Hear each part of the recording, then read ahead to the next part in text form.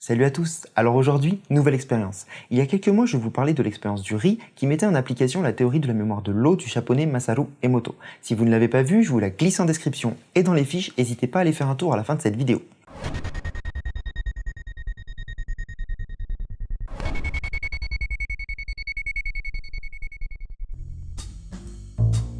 Cette théorie dit que l'eau aurait une mémoire qui imprime les ondes positives et négatives qui la traversent, mais également que ces ondes auraient un impact sur l'eau et sa structure cristalline. L'expérience du riz tente de démontrer cela par la projection de pensées positives et négatives sur des pots remplis de riz cuit. Modifiant ainsi la structure de l'eau contenue dans les cellules végétales, cela aurait pour but de ralentir ou d'accélérer la décomposition du riz. C'est un résumé très simplifié, mais ça m'a servi de base pour écrire l'expérience d'aujourd'hui. Avant de commencer, je tiens à préciser que vous pouvez évidemment reproduire cette expérience chez vous sans danger. Mais je tiens aussi à préciser que cette expérience n'a aucune prétention de détenir une quelconque vérité. Le but étant certes d'apporter des réponses à une théorie au travers d'une expérience en émettant des conclusions logiques, je ne certifie pas avoir forcément les bonnes réponses ou émettre les bonnes conclusions. Cette expérience n'aura donc qu'un caractère subjectif, merci d'en tenir compte. Mon expérience est simple, étudier l'effet des ondes positives et négatives techniquement transmises par le corps humain lors de pensées positives et négatives sur la croissance d'un être vivant. J'utiliserai donc 2 boutures de bégonia, merci mamie, tout simplement... Je disais donc, tout simplement parce que c'est une plante qui est facile à bouturer, très résistante, et puis parce que j'avais que ça sous la main. Alors, pourquoi des boutures plutôt que des graines ?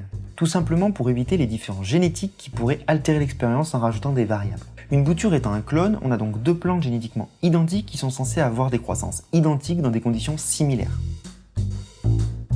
Pour cette expérience, j'utiliserai du terreau de très haute qualité spécialement étudié pour la croissance des plantes. Les pots sont identiques et de même contenance, l'arrosage se fera de manière régulière, avec la même quantité d'eau dans chaque plante à chaque arrosage, même si l'une d'entre elles boit plus que l'autre, ou que l'eau s'évapore plus vite dans un pot. On verra bien. La croissance se fera sans ajout d'additifs ou d'engrais, et chacune d'entre elles recevra la même quantité de lumière vu qu'elles seront sur un bord de fenêtre, vu qu'on est en hiver et qu'il fait un peu froid pour les mettre dehors. La plus petite étant techniquement en retard, ça va être la plante positive. Et la plus grande étant techniquement en avance, ça va être la plante négative. Je suis conscient qu'avoir 2 boutures de la même taille aurait été idéal et aurait bien évidemment enlevé une variable de départ. On va essayer de faire une prévision des possibles résultats. Donc on va dire pour cette prévision que l'expérience fonctionne, que les ondes positives influent bien sur la croissance d'une plante positivement et que les ondes négatives influent bien sur la croissance des plantes négativement, plus particulièrement sur l'eau contenue dans les plantes. Si cette plante qui est positive évolue plus vite que celle-là qui est négative, ça pourra peut-être en soi prouver quelque chose. Donc on va partir dans l'idée que celle-là va grandir plus vite et va se développer plus vite et celle-là va avoir des problèmes de croissance. Si l'expérience fonctionne, la plante négative devrait ralentir sa croissance et du coup être dépassée par la plante positive qui elle aura donc un boost vu qu'elle aura les ondes positives. La plante négative ne devrait également pas fleurir, pour la simple et bonne raison que les ondes négatives devraient empêcher sa croissance, donc la possibilité de synthétiser les nutriments qui sont nécessaires au développement des bourgeons floraux et donc aux fleurs. Et il est même possible, si vraiment l'expérience fonctionne de façon optimale, que cette plante finisse par mourir, tout simplement. La plante positive devrait tout simplement se développer plus rapidement que la plante négative grâce aux ondes positives et de faire des fleurs plus rapidement, se développer plus rapidement et du coup dépasser la plante négative. Pour analyser les résultats, je vais effectuer des mesures environ 1 à 2 fois par semaine. J'ai noté un peu tout ce que je comptais effectuer. Donc la taille des plantes, l'apparition de bourgeons floraux, le développement des branches secondaires, donc est-ce qu'elles commencent à faire des branches secondaires, parce que vous le savez, les plantes ont une tige principale et des branches secondaires qui poussent au niveau des, entre les feuilles. Le nombre de feuilles, parce que du coup là vous pouvez le voir, donc ici il y a 1, 2, 3 feuilles et une toute petite en train de pousser, et ici il y a 1, 2, 3, 4 feuilles et c'est tout. Je vais prendre la circonférence de la base. Alors ça va être un peu compliqué, je le ferai juste à la règle comme ça, mais voir un petit peu si elles s'élargissent.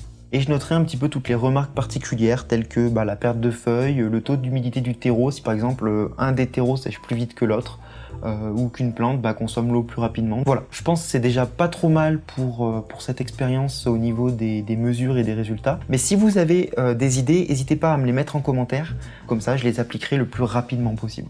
J'espère sincèrement que la présentation de cette expérience et que cette expérience en soi vous plaît. J'espère que vous êtes aussi impatient que moi d'avoir les résultats parce que c'est vrai que sur du riz, c'est pas vivant, donc en soi on peut pas voir le développement, hein, ça reste inerte, alors que là, ça grandit.